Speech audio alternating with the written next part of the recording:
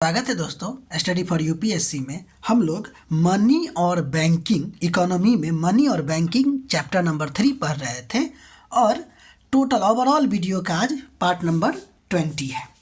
हम लोगों ने बैंक रेट पढ़ लिया था, अब हम लोग पढ़ने जा रहे हैं रेपो रेट। ये सब हम क्या पढ़ रहे हैं? तो क्रेडिट कंट्रोल के लिए आरबीआई जो उपाय करता है, इससे पिछले वाले लेक्चर में आप भली भांति समझ रहे होंगे।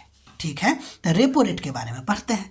देखिए रेपो रेट क्या होता है, तो एक ब्याज दर होती है जिस पर आरबीआई जो है वो वाणिज्यिक बैंकों को अल्पकालीन, ध्यान दीजिएगा, शॉर्ट टर्म के लिए लोन देता है। ठीक है, लेकिन यहाँ एक कंडीशन है, वो जो लोन देता है ना उसके लिए कोलेट्रल के रूप में सरकारी प्रतिभूति रखता है। कहता है कि सरकारी प्रतिभूति दीजिए और फिर आपको हम शॉर्ट टर्म लोन देंगे। याद होगा बैंक रेट में हम क्या बोले थे? उसमें बोले थे बिना कोलेट्रल का लोन देता है, वो भी लॉन्ग टर्म के लिए। रेपो रेट में क्या होता है? शॉर्ट टर्म के लिए लोन देता है, वो भी कोलेट्रल भी लेता है। और इसके साथ साथ एक और अनिवार्यता है, पता है क्या? कि ये जो सरकारी प्रतिभूति इसको दिया ना बैंक को, आरबीआई को, उसको कहता है कि तुम जितने दिन के ले रहे हो लोन उसके बाद तुमको ये खरीदना पड़ेगा। ध्यान दीजिए, कहता है कि बैंक को जब आरबीआई पैसा देता है ना तो सरकारी प्रतिभूति को एक निश्चित अवधि के बाद खरीदना अनिवार्य हो जाता है। ठीक है, अब ये निश्चित अवधि क्या हो सकती है? तो या तो एक रात के लिए, ज़्यादातर जो रेपो रेट है वो एक रात के लिए लिया जाता है। अच्छा, हम बताएंगे ये सब क्या होता है। देखिए ये सब अभी बता ही रहे हैं, ये क्यों ऐसा मतलब लिया जाता है पैसा आरबीआई से। तो देखिए रोज़ डेली क्या होता है, लोग पैसा देते हैं, पैसा निकालते हैं, तो वो जो पैसा में फ्लक्चुएशन होता रहता है, कभी कमी हो गया कभी ज़्यादा हो गया, तो उस मिसमैनेजमेंट को पूरा करने के लिए आपको जो है लिक्विडिटी मिसमैनेजमेंट को, ठीक है ना, पूरा करने के लिए लिया जाता है। तो ज़्यादातर ये ओवरनाइट यानी कि एक रात के लिए लिया जाता है, या फिर कभी कभी उससे ज़्यादा दिनों के लिए लिया जाता है, तो उसको हम लोग टर्म रेपो कहते हैं। यानी कि 7 दिन के लिए, 14 दिन के लिए, या 3 दिन के लिए, 28 दिन के लिए, जब के लिए एक फिक्स टाइम में उसको देना पड़ता है, तो उसको टर्म कहते हैं। नहीं तो एक रात के लिए है तो भाई वो तो ओवरनाइट हो गया। ध्यान दीजिएगा, कभी कभी LTRO शब्द भी आपको देखने को मिलेगा। इसका मतलब होता है लॉन्ग टर्म रेपो ऑपरेशन होता है, ये बिल्कुल इससे उलट। ठीक है, इसमें लॉन्ग अवधि के लिए लोन दे दिया जाता है। ठीक है, अब हम लोग आगे बढ़ते हैं। जब आप इसको पढ़िएगा ना रेपो रेट को, तो उस दौरान आपको बेंचमार्क पॉलिसी रेट पढ़ना होगा। देखिए पहले होता क्या है बेंचमार्क पॉलिसी रेट, तो कहता है कि वह मुख्य नीतिगत ब्याज दर जिसके आधार पर केंद्रीय बैंक क्या करता है, अपना मौद्रिक नीति यानी कि मॉनेटरी पॉलिसी को संचालित करता है, रेगुलेट करता है। यानी बेंचमार्क पॉलिसी रेट क्या है?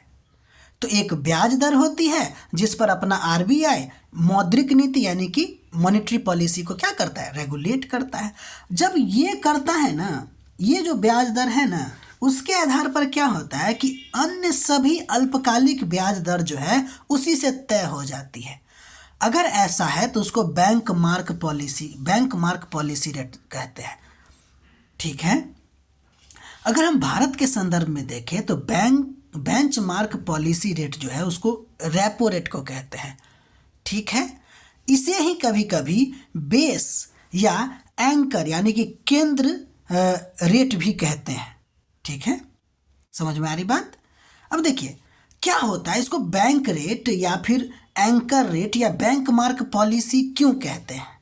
तो देखिए जब आरबीआई रेपो रेट बदलता है तो पूरे फाइनेंशियल सिस्टम में एगो सिग्नल देता है कि भाई हम चाहते हैं कि बाजार टाइटनिंग में जाए, यानी कि सख्ती में जाए, या नहीं तो नरमी में जाए। यानी कि यह एक संकेत है, ये एक पॉलिसी सिग्नल है या फिर रेफरेंस पॉइंट है जो आरबीआई फाइनेंशियल सिस्टम को देना चाहता है कि अब आप देखिए, इसके आधार पे आपको कुछ करना होगा कि ना।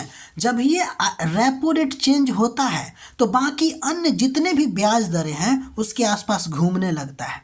ठीक है ना, तो यानी कि ये सबसे बेस हुआ ना, और जो सबसे बेस होता है उसी को तो बेंचमार्क पॉलिसी रेट कहते हैं। ठीक है, तो इसीलिए रेपो रेट को क्या कहा जाता है, पॉलिसी सिग्नल या रेफरेंस पॉइंट कहते हैं।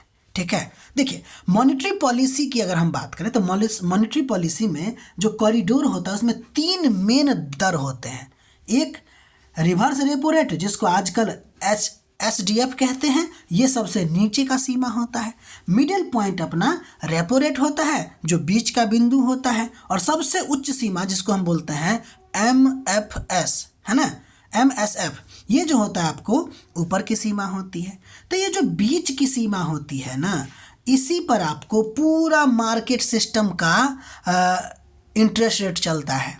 ठीक है, अतः अगर हम कहें कि मार्केट इंटरेस्ट रेट इसी कॉरिडोर के अंदर रेपो रेट के आसपास ही घूमती है। ठीक है, इसीलिए इसको बेंचमार्क पॉलिसी कहते हैं। ठीक है, यानी कि मेन रेट यही है। यही अगर चेंज होगा तो फाइनेंशियल मार्केट अपना इंटरेस्ट रेट को भी चेंज करने की कोशिश करेगा। ठीक, अब आगे देखिए, रेपो रेट और रियल सेक्टर इकोनॉमी भी एक टर्म आता है रेपो रेट से संबंधित। ध्यान दीजिए, रेपो रेट को बैंक मार्क रेट कहते हैं, आपको पहले ही बता दिए हैं कि बेंच मार्क इंटरेस्ट रेट कहते हैं, क्योंकि बैंकिंग सिस्टम में अन्य ब्याज दर का जो आधार है वो आपको रेपो रेट से तय होता है। पहले भी बताए हैं कि इसको बेंच मार्क इंटरेस्ट रेट क्यों कहते हैं या एंकर रेट क्यों कहते हैं, क्योंकि इसके आधार पर बैंकिंग सिस्टम का अन्य इंटरेस्ट रेट तय होता है। ठीक, अब भाई रियल सेक्टर इकोनॉमी क्या होता है? तो रियल सेक्टर इकोनॉमी एक इकोनॉमी का हिस्सा होता है जहां गुड एंड सर्विस बनता है और बेचते हैं।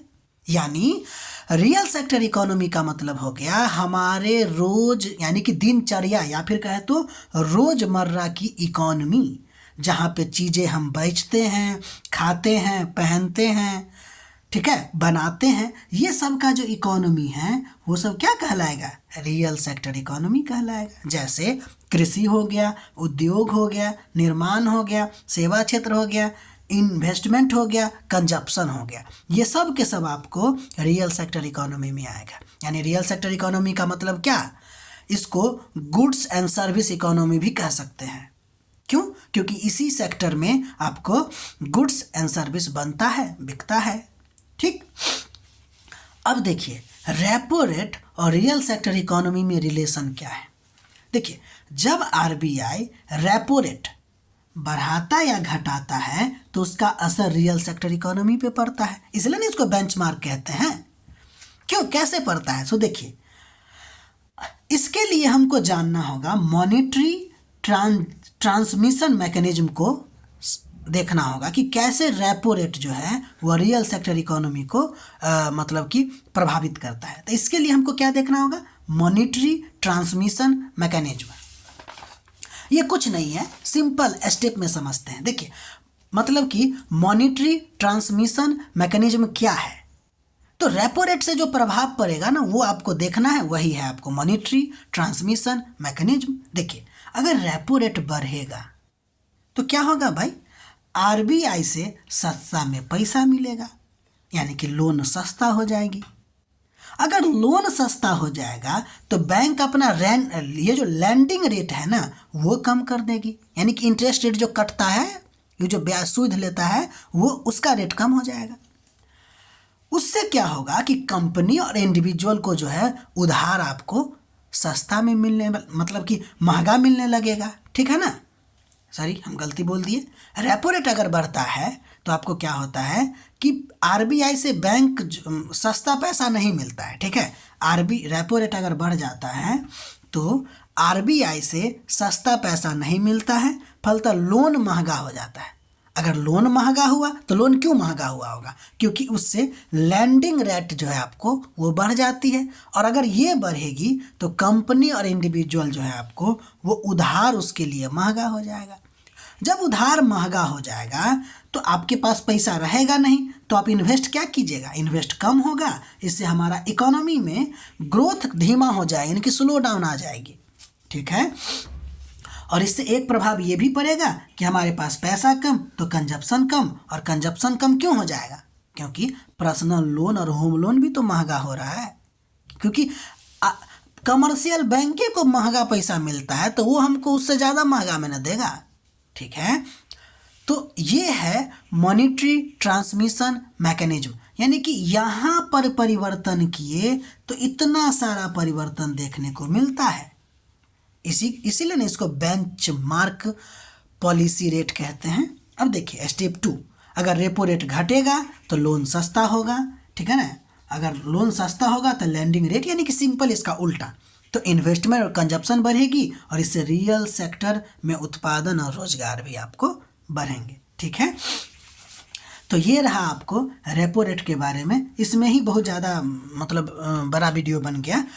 आप लोग रेपो रेट के बारे में ध्यान दीजिएगा। हालांकि इससे आपको कुछ और बात भी समझ में आई होगी, जैसे रियल सेक्टर इकोनॉमी। ध्यान दीजिएगा, ये रियल सेक्टर इकोनॉमी बहुत इंपॉर्टेंट है। 2022 के पीटी में भी पूछा गया था इससे सवाल, और आजकल ये बहुत ज़्यादा चर्चा में है कि एंकर रेट क्या होता है, या रेपो रेट को एंकर क्यों कहते हैं, केंद्रीय पॉलिसी क्यों कहते हैं, ये भी आपको हम बताने की कोशिश किए हैं। ठीक है, बाकी अगर हमारा प्रयास आपको अच्छा लग रहा है तो लाइक कीजिए, सब्सक्राइब कीजिए, शेयर कीजिए और कम से कम नोट बनाते रहिए, जिससे ना आपको एक बृहद आपका सिलेबस तैयार हो जाएगा। और आप जब कभी भी कहीं और कोचिंग पढ़िएगा ना तो ये सब आपको देखने को मिलेगी। अगर आप हमसे नहीं समझ पा रहे हैं तो वहाँ भी आप समझ सकते हैं। ठीक है, तो फिलहाल आप 1-2 बार देखिएगा, खुद से भी समझने की कोशिश कीजिएगा तो ज़रूर समझ में आएगी। ठीक है, मिलते हैं हम लोग अगले वीडियो में।